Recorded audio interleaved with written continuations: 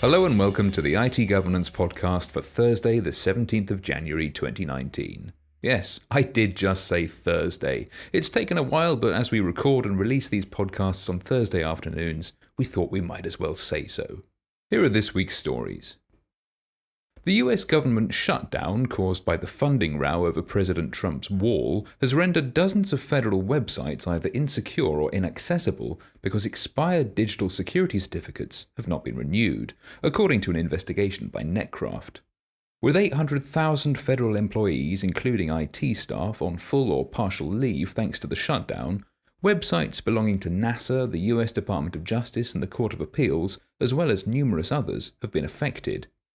According to Netcraft's Paul Mutton, more than 80 TLS certificates used by .gov websites have now expired and not been renewed.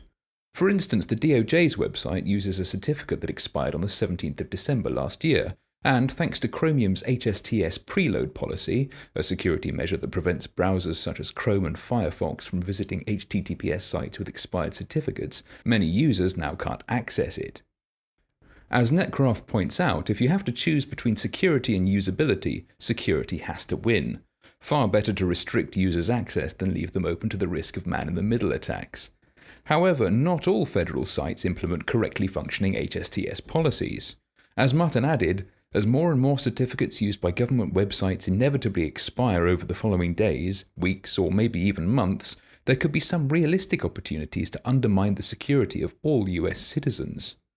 Wired, meanwhile, goes further, warning that sophisticated hackers may use the shutdown as an opportunity to infiltrate inconspicuous backwater federal networks, which they could then use as a launchpad to penetrate more valuable government targets. A criminal hacker who knocked an entire country offline has been jailed for 32 months.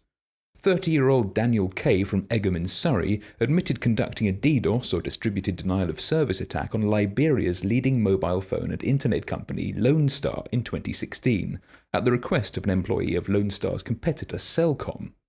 However, the Mirai-based botnet he used sent so much traffic to Lone Star's systems that the entire Liberian internet was disrupted.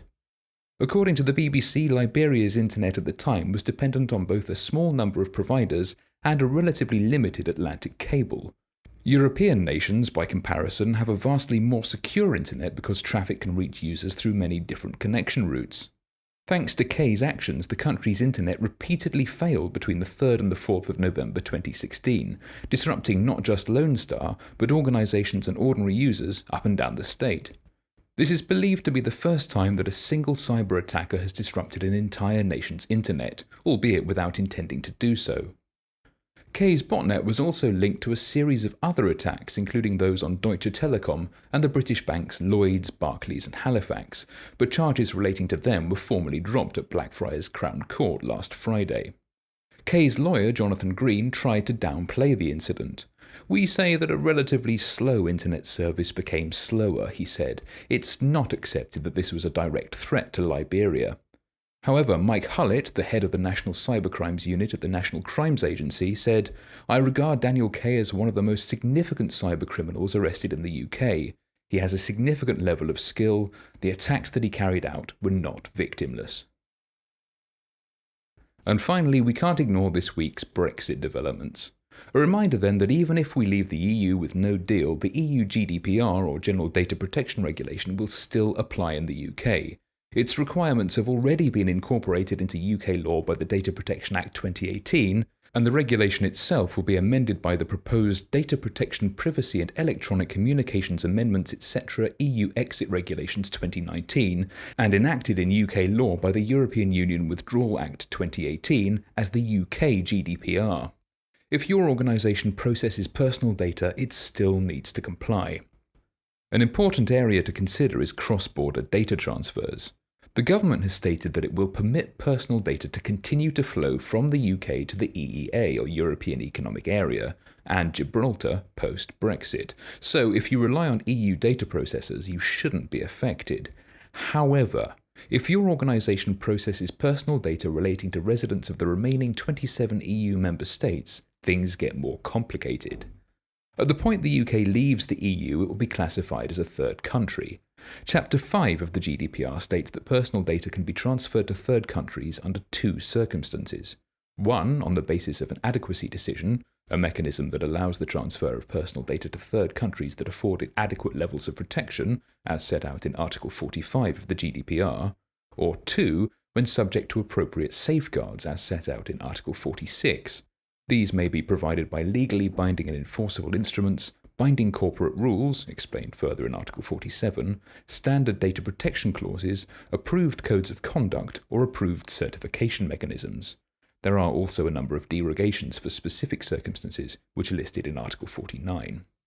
The UK government has said it will seek an adequacy decision from the European Commission, but the Commission has stated that a decision cannot be taken until the UK is a third country, i.e. after the 29th of March, and the process takes time. The last third country to strike such a deal was New Zealand, and that took about 4 years. In the event of a no-deal Brexit, there will be no transition period, and therefore no time.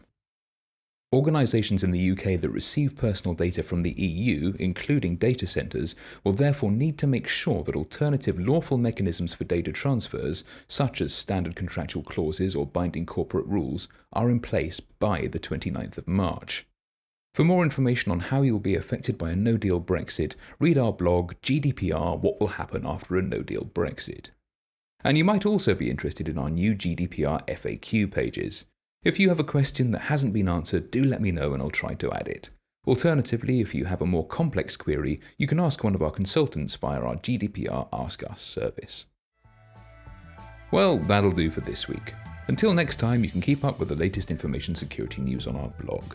Whatever your information security needs, whether regulatory compliance, stakeholder reassurance, or just greater business efficiency, IT governance can help your organisation to protect, comply, and thrive. Visit our website for more information, itgovernance.co.uk.